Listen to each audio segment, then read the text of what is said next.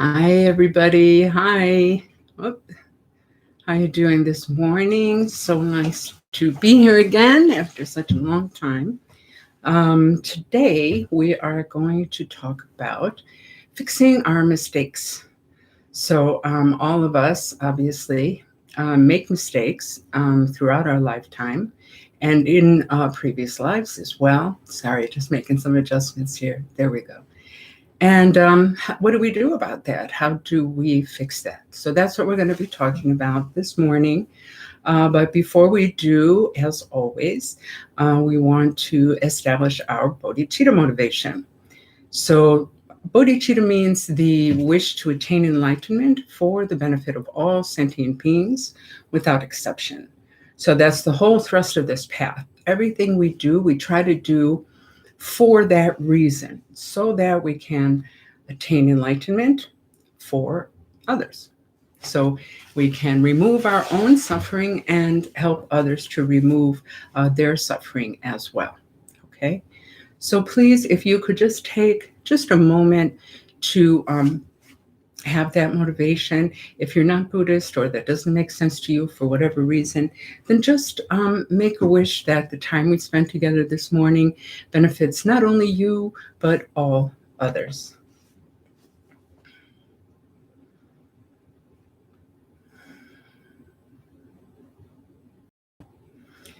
And then, of course, we also turn our minds towards our precious teachers. In our case, we have the immense fortune of having Jigme Khyentse Rinpoche, Tugu Pema Wangil Rinpoche, and Taku Mato Rinpoche as our spiritual directors.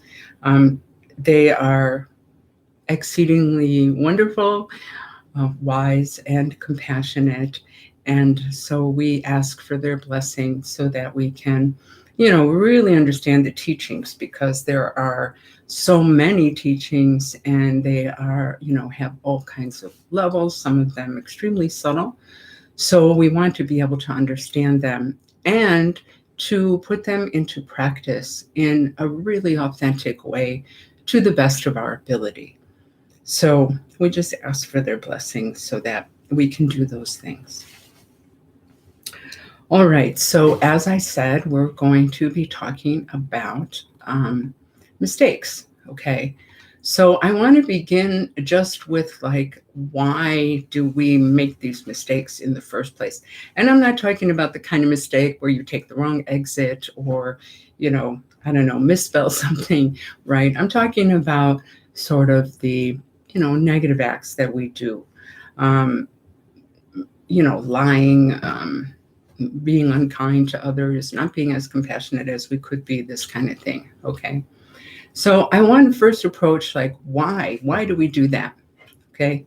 Why does anybody do a negative act, whether it's something really small, like not answering, I don't know, that's not a good example, I guess, but you know what I mean, just something quite small, all the way to, murdering people, right? Why does anybody do this kind of thing, right?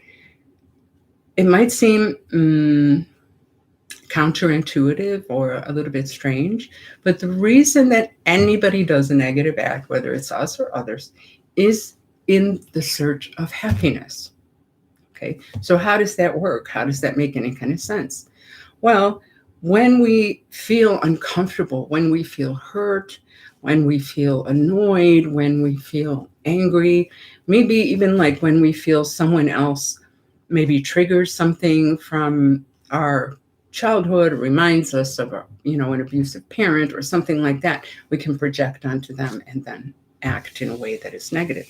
So we feel, or one feels, let's say, uncomfortable, or something is painful. And so we make the mistaken choice. We have this idea that by doing this negative thing, this pain will go away. Okay. If I yell at this person, if I hit this person, if I, try to get revenge on them some way, my pain will go away. All right. Unfortunately, what happens instead is our negative acts bring suffering to us. Okay. So this is actually one of the kind of tragedies of samsara or cyclic existence is that in the search for happiness, all beings, instead of creating the cause for happiness, which is virtuous actions or skillful actions, in the search for happiness, they do negative acts. And so then they just suffer, so it becomes this really vicious cycle of going round and round cyclic existence in, various forms and suffering because of that. Okay. So this kind of idea, this sort of motivation for doing negative acts comes then from this fundamental ignorance that we have about the nature of reality and the nature of the self, right? We have a mistaken perception that we are like singular, meaning like not made of parts, okay? Permanent, solid, truly existent, okay? Where the truth is that we are not singular. We're made up of all kinds of parts. So if you look at your body, right, skin, bones, organs, all of that. So why is that important to think about that? But hang on one second. So even your mind is actually made of different parts. Thoughts coming one after the other, rising, dwelling, disappearing, followed by another one, emotions changing all the time, ideas changing all the time, even our memories change, right? We might misremember something, which often happens. Surprisingly, memory is one of the most unreliable forms of information. Or we may suddenly remember something that, we haven't remembered since we were 10 years old or something like that. Okay. So what are we going to point to as one concrete thing to say that is me? That is the I, right? There isn't anything that we can point to say that is me. All right. We're not saying we don't exist. It's really important to understand that, because a lot of people make the mistake to think that, Buddhism is nihilistic. It's not. It's just saying that we don't exist in the way that we think we do. Okay. So in the, with the aim, let's say, of protecting ourself, which we have misinterpreted, right? Then we also can do negative actions. Okay. So there are consequences. As we know, this is not high philosophy. Okay. There's consequences, right?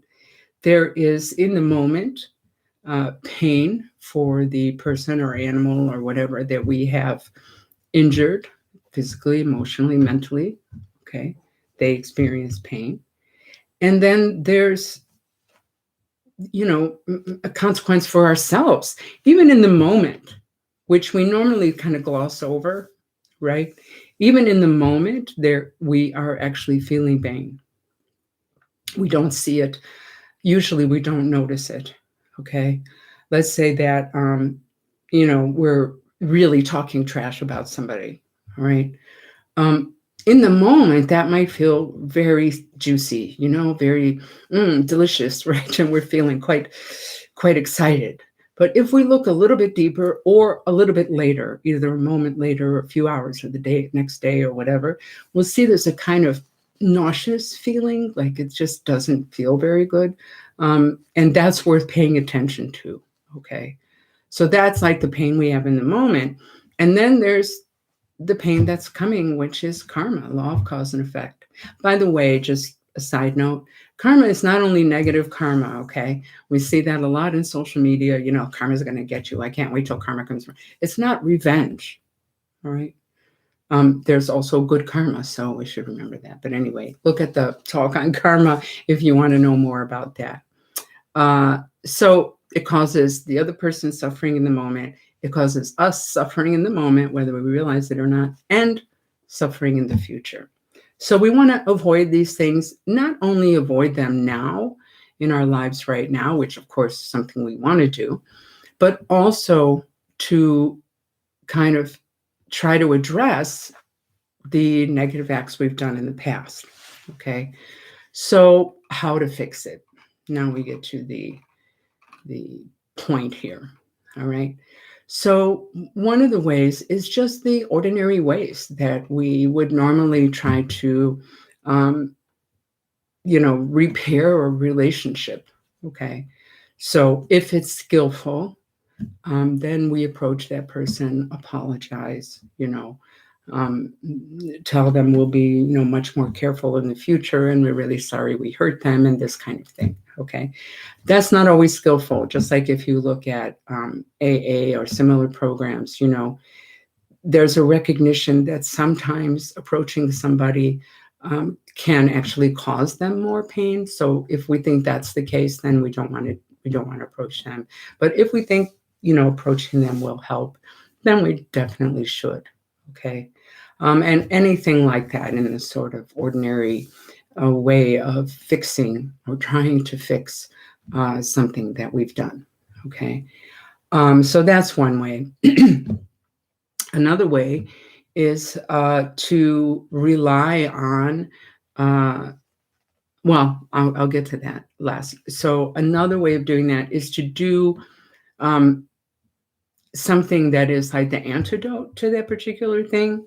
So let's say that for most of us, I hope, we're not murderers, but anyway, so, let's say that you're walking and you accidentally step on a worm and kill the worm. Okay. Even that is killing, right? And it's going to bring back some karma to us.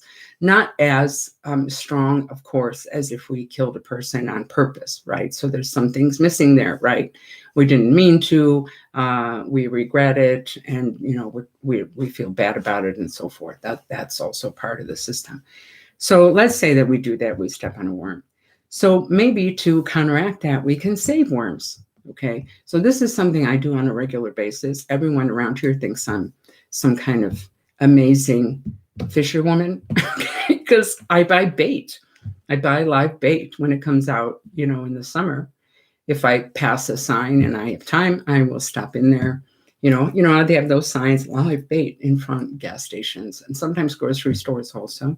Then I just buy as many of those as I can. Well, you have to be careful to make sure that they are not going to mess up the ecosystem. I mean, worms, normally it's okay, but like sometimes people introduce fish back into the river or something like that, and it can really mess up the ecosystem if that fish is not native. Okay. So usually I take night crawlers, and then I, bless them, with mantras and this thing called dutsi, which is sort of a blessing substance. And then I, dig a little hole in my backyard and put them in there and cover it up with dirt so that the birds don't have a Thanksgiving feast, right? And that's it, saving lives, very easy. Your garden is happy, the worms are happy, and so forth. Okay. So that's a small example. Or you could, give to an animal sanctuary, and it's lots of examples like that. Or let's say that we stole something, then we counteract that with being generous. Okay. So those kind of things. Or we can just make a big effort to do more and more positive acts. And by doing so, we sort of, in general, kind of counteract our negative karma. Okay. So the third way is through the practice of Vajrasattva. All right. So the picture for this video is picture of Vajrasattva. So you can see what he looks like. Excuse me. So when we do Vajrasattva practice, there is a whole visualization that's part of that, with kind of I won't go into that because we don't have enough time, but sort of nectar coming down from Vajrasattva, and all of our negativities kind of leaving, and then our body filling with this, sort of becomes very crystal clear, and then we become Vajrasattva, et cetera, et cetera. Okay. So I want to talk a little bit about why that would work to repair anything in the first place. The reason for that, I'm just going to look at this and a little quote that I found yesterday there's this book, How to Meditate, by Kathleen McDonald. It's really good. I highly recommend this book. It has a lot of sort of basic teachings and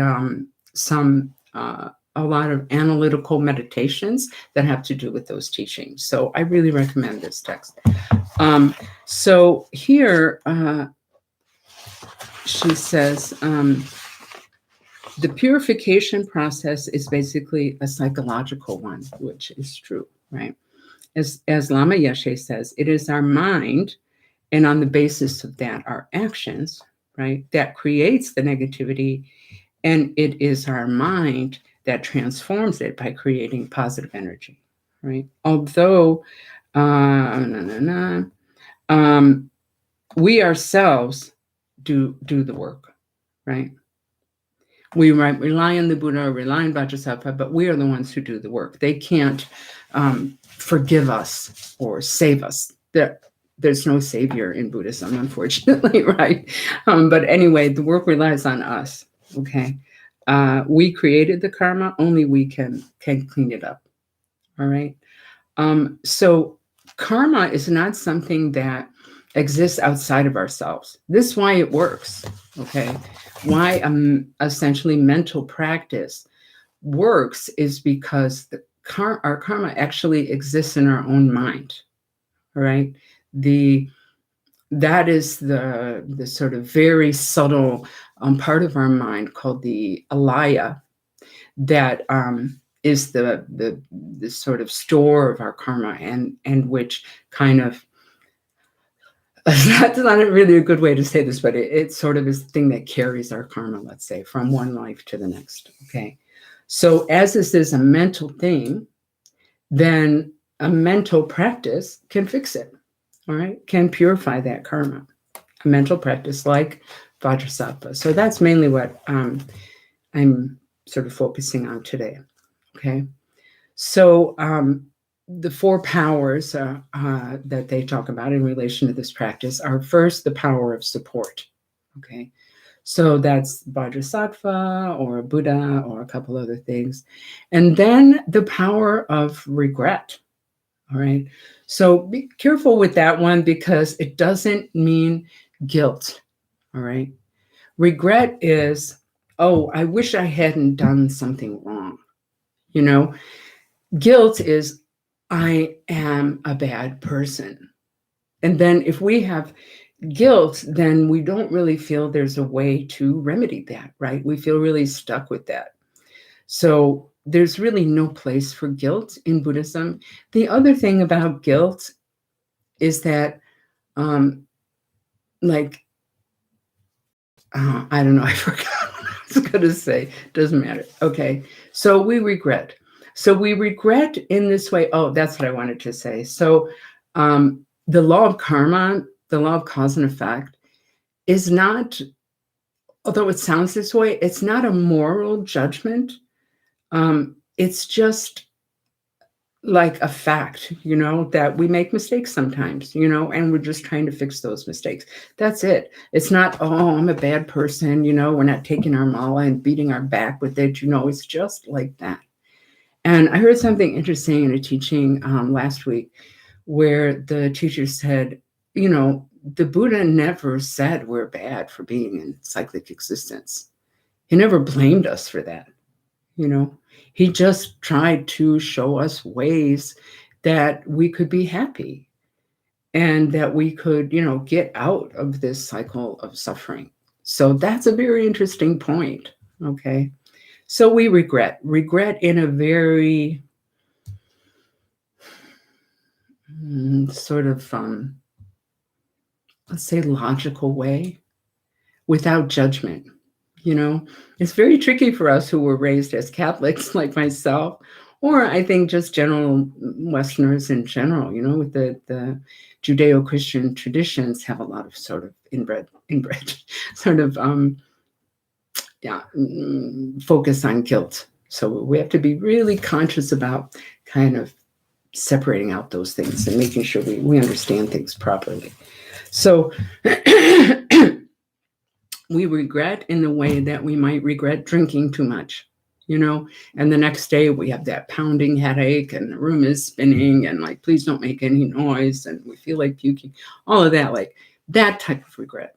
I wish I hadn't drunk so much last night. I feel crappy. Or I wish I hadn't eaten that thing, and that's really making my stomach upset now. That type of regret. There's no judgment there. It's just saying I'm experiencing these crappy effects, and I wish I hadn't done what I did to make it. That's the approach you want to take. Okay, so regret. Then resolution is to resolve not to do that again. Okay, so we make that a really conscious choice. I'm not going to do that again. Now, if we know that we can't do that again, or that, not that, if we know that we're not, it's very unlikely we'll do that again. Like, let's say we stole something. We were shopping, and I don't know, some urge arose in our mind. I'm just going to take this little bit of makeup, or I'm just going to take this little thing and slip it in my pocket, Then we can easily make the resolution, I'm never going to do that again. That's crazy. I don't know what got into me, that's not the kind of person I want to be, and I'm not going to do that again. So that we can, that's something we can really stick to. Okay. But let's say that we have a strong habit of anger, and we, that's very difficult. We have a short temper. Okay. Well, we know very well that we can't promise not to do that again. We know probably this afternoon or tomorrow or this week, we're going to get pissed off again, right? So how are we going to promise I'm not going to do that anymore?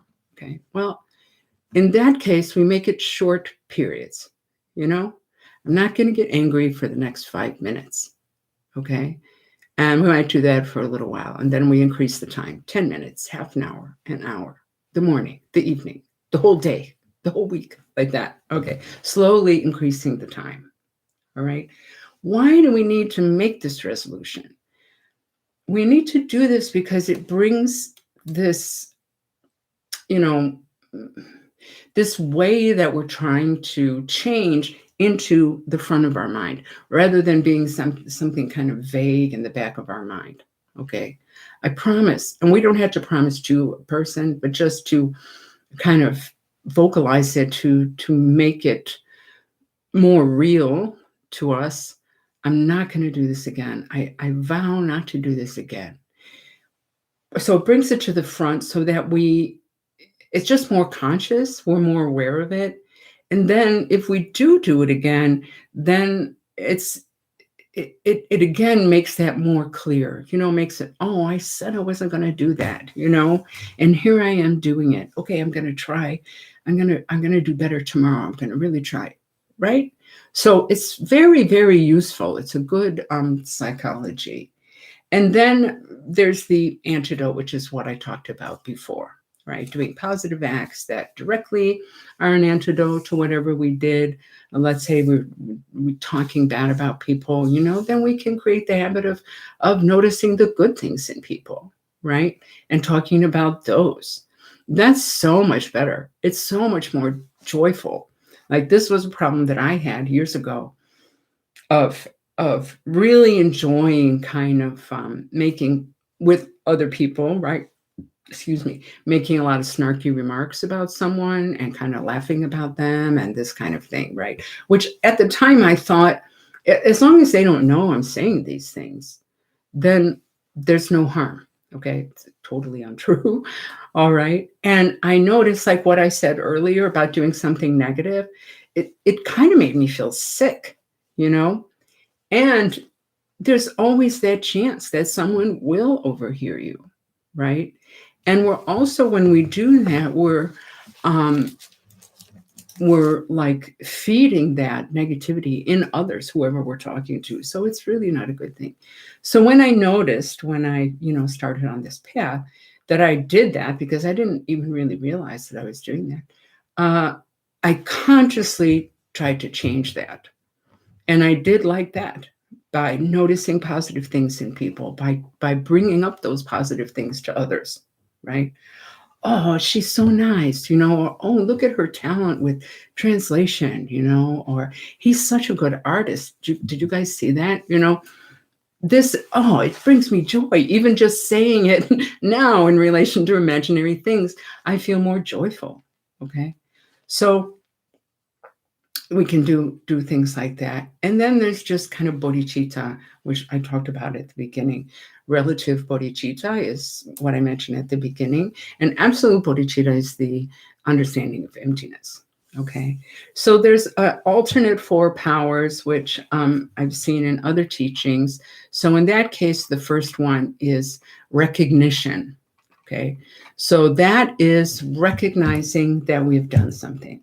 So in my example there, I recognized that I was kind of having this snarky negative speech about others. Regretting, so that's the same as the previous one. Then repairing, okay, so that's like, what did it say in the previous one? Hold on. Repairing, the antidote, essentially trying to fix it, okay. And then resolve, which is the same as I said before, making that promise, making that resolution, really strong, like I'm not going to do that again, okay. So so in the case of Vajrasattva, the visualization of Vajrasattva above our head is the support, okay.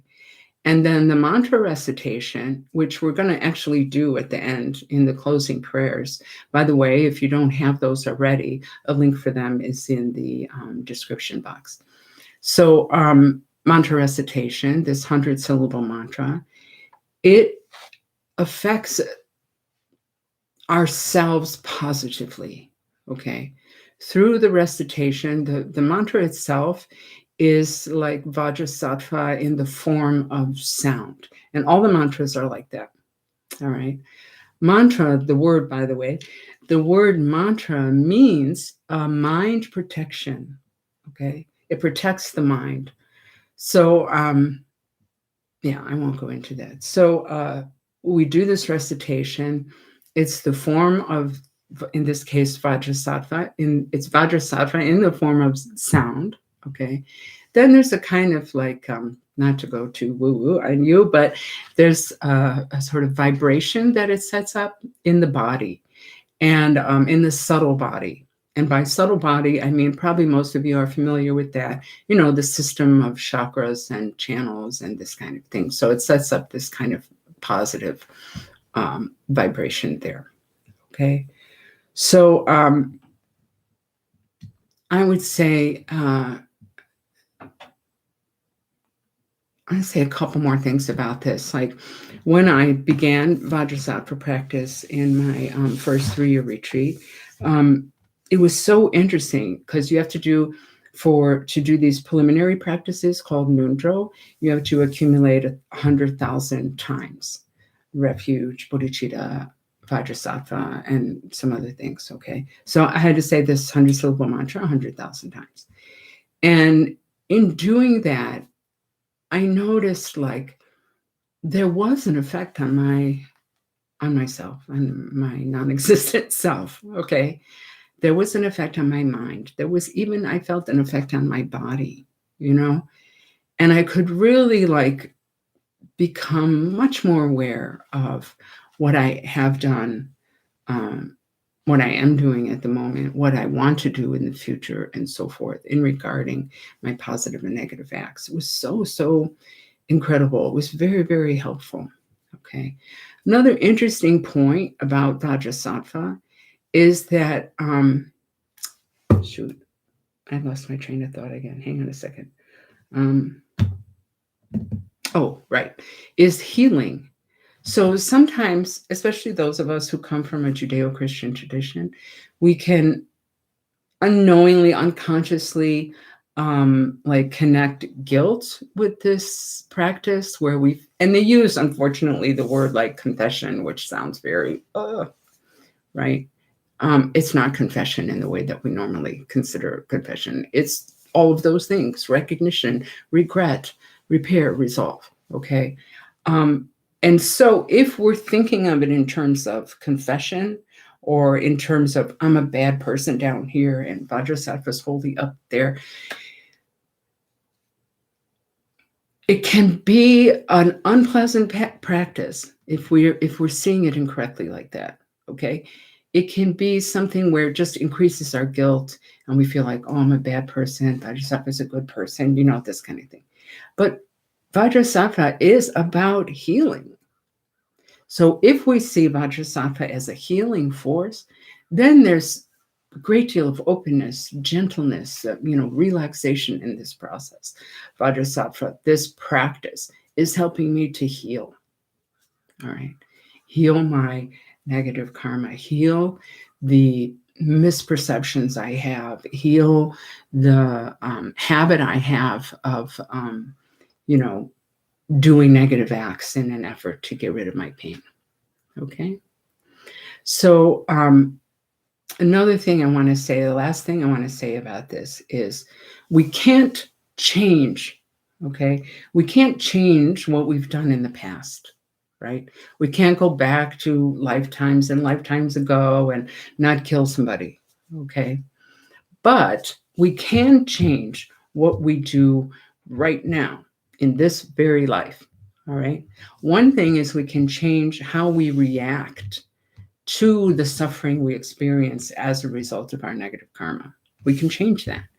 So instead of just feeling bad about it, feeling guilty about it, being angry about it, questioning why is this happening to me? What did I do? Blah, blah, blah.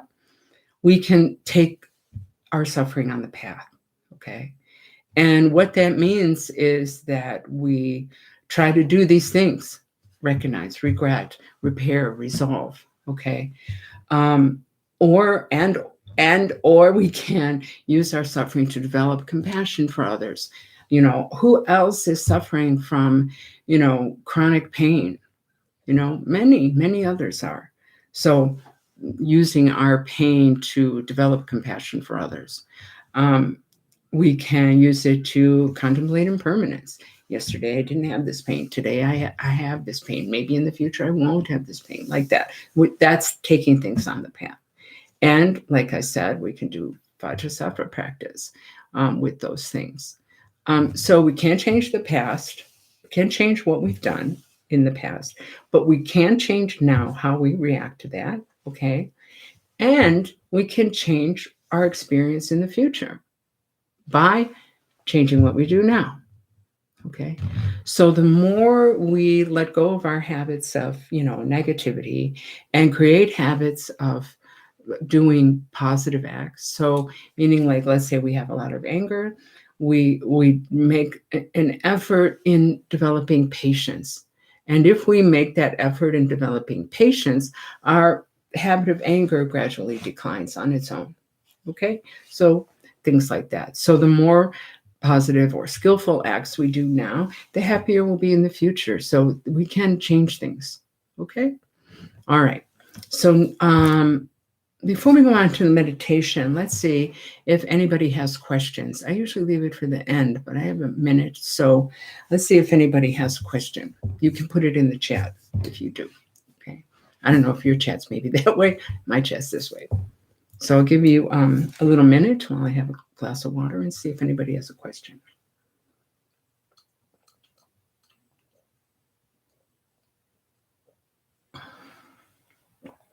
No? Okay. If you think of something, I'll give you the opportunity again at the end to ask a question. All right. So let's do some meditation. All right. In the past, I've been dividing up this meditation into like 15-minute periods, but I'd like to do the full. Well, right now it'll be about 20 minutes today. And then the closing prayers, a few announcements, and question and answer if anybody has. Okay. So maybe all of you here know how to meditate, but I don't know who's here. So I'm going to give the instructions. Okay. So the first thing you want to do is to take a good posture. All right. Move over. So that means if you're sitting in a chair, if you're sitting in a chair, you just want your feet flat on the floor. Okay. If you're sitting on the floor, you want your legs crossed in whatever way is comfortable for you, or you can kind of sit on your knees with your legs behind you in a good high cushion that you're sitting on. Okay. All the other instructions are the same. So your hand should be either palms down on your legs or your knees, depending on how long your arms are. Okay. Or palms up like this, in your lap or with your fingers on top and your thumbs touching like that, whichever you prefer. Arms are relaxed, so just not holding them in, not holding them out, just relaxed. Okay. Your shoulders should be back a little bit, so not, like that, but just sort of more open. So the way I get there is just to roll my shoulders back once. And as soon as you do that, you feel your chest kind of opening up. Back should be straight, but relaxed. So back of the neck is also straight, chin tucked in just a little bit. Mouth is closed, but relaxed, tongue resting on the roof of the mouth, breathing through the nose. The eyes should be open, but looking down about halfway. So if you look straight ahead and then you just lower your eyes a little, about halfway, okay? If you go too far, like you're staring at your nose, you're going to get dizzy, or you're going to get a headache. So don't do that, okay? So, and if you feel super uncomfortable with your eyes open, just go ahead and close them. But according to our teacher, we should really meditate with them open. So you can train yourself over time to do that. Okay. So that's the posture. Then bring your awareness to the sensation of the breath coming in and out of the nose. Okay.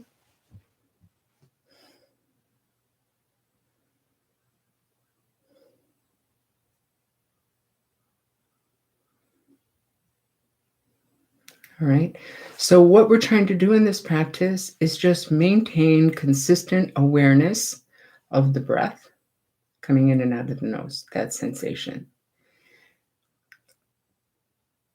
Don't try to stop thinking. What we're doing with our mind, then trying to maintain that awareness on the sensation of the breath, letting the thoughts come and go as they will.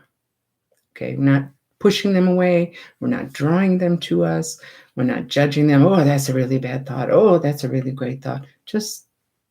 They're just thoughts. Okay. So a thought will arise in our mind. It will dwell for a period. It will disappear on its own. It'll be replaced by another, related or not related, dwell and disappear. So we're just trying to we notice that, but the majority of our awareness is on the breath. We want to avoid running after all those thoughts. Okay. So by that, I mean allowing that thought to get us into a big storyline, So, today's sunny, so I might be thinking that thought arises, sunny day, and then we jump in. We don't want to do this, okay? So jumping in means like, oh, it's a sunny day. Oh, winter was so hard. Oh, I can't wait for this summer. And this summer, I'm going to do this and this and this. Or this summer, I can't do anything because of COVID. Thank you very much. Okay, that's what we want to avoid. However, that's going to happen. Okay. So as soon as we realize, oh man, I got totally distracted, just bring the mind back to the breath. Okay. So those are the instructions in brief.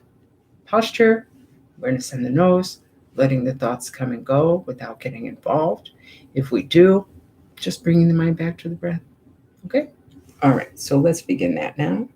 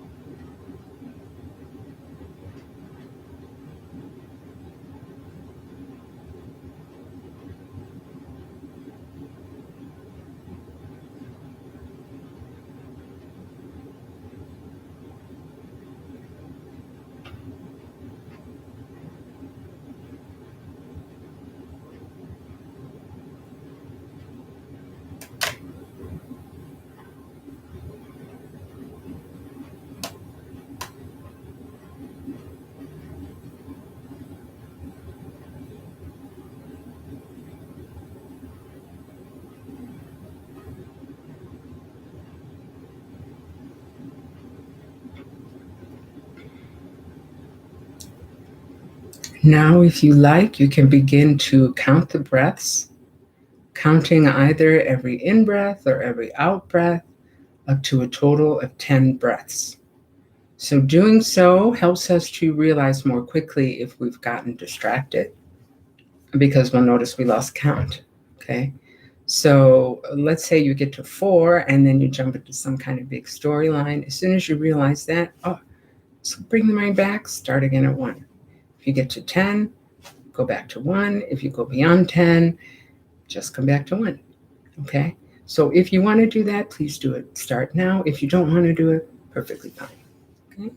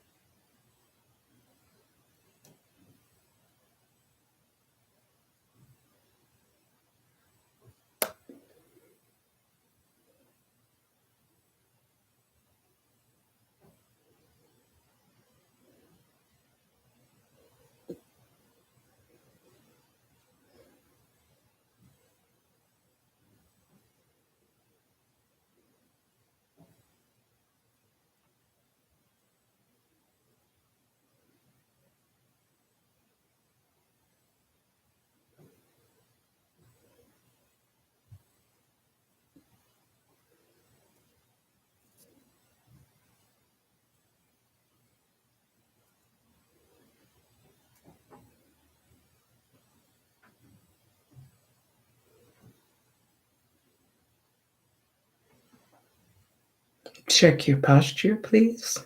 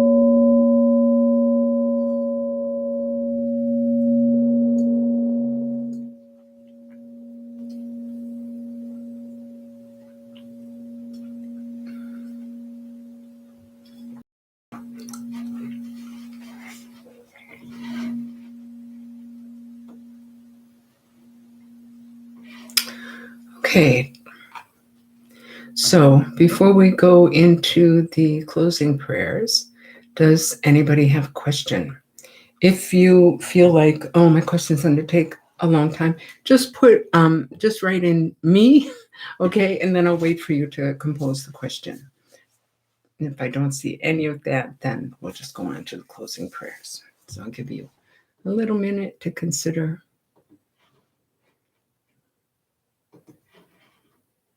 No? Okay, no problem. All right, so let's do the closing prayers. Okay. So I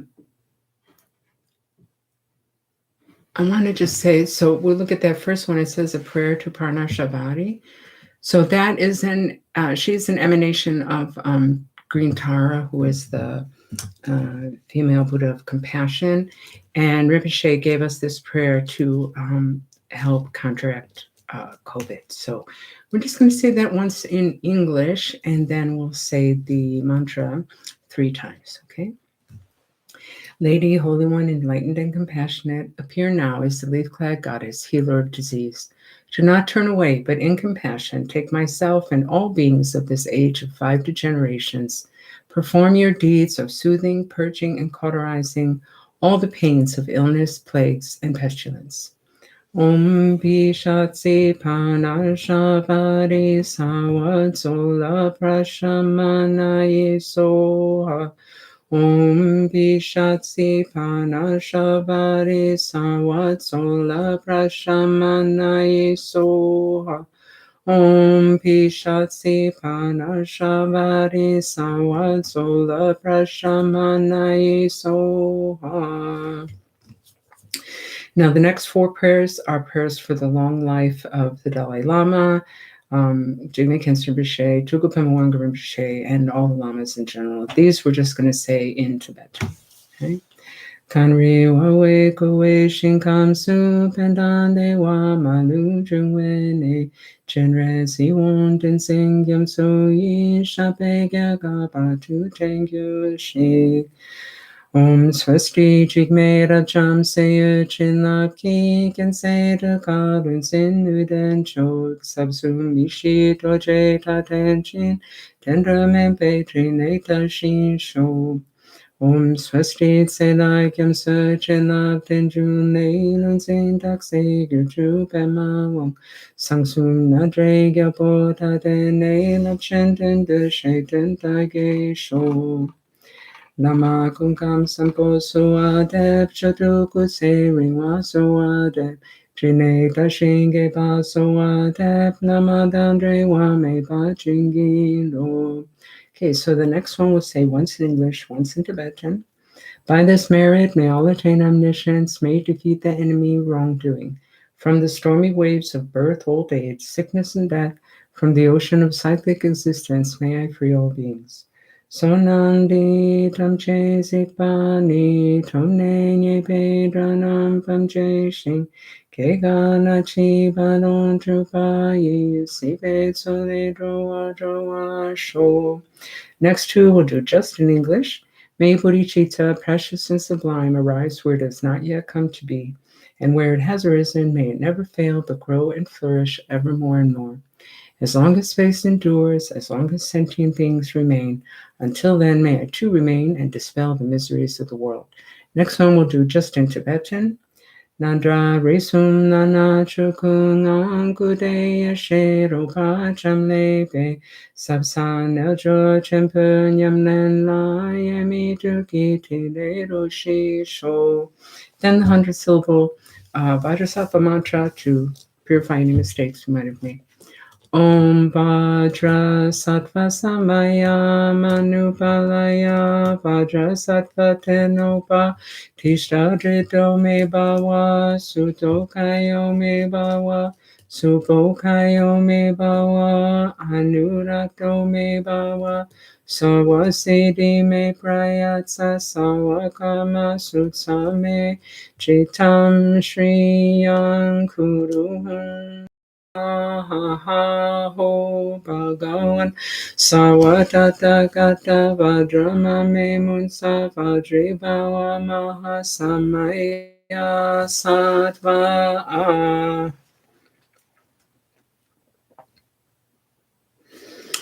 Okay. I just got a couple of announcements to make. There's a lot of information in the description, so there's a link to our website. Please sign up for the newsletter if you want to know what's going on. We're doing everything online now, of course, like most people. So we're doing classes, retreats, seminars on Zoom. We have this only once a month now, okay? The first Sunday of every month, I'll be here doing this. We have movie nights on the last Friday of the month, where we pick a movie either directly or indirectly related to Buddhism. So think about that. What else? Yeah, we have classes running right now, but probably next month or the month after, we will be starting new classes. So that's another reason that you want to sign up for the newsletter so you can be the first to know. Okay.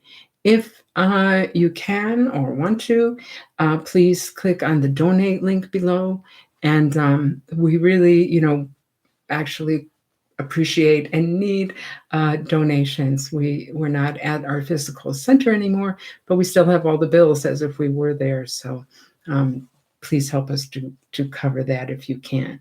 Even a really small donation of just a couple bucks really goes a long way for us, okay? All right, so I hope you have a lovely day, and I will see you next month or maybe sooner, depending on our programs, okay? All right, bye-bye, everybody. Thank you so much for joining me this morning. It's really nice to be doing this again. All right, bye-bye.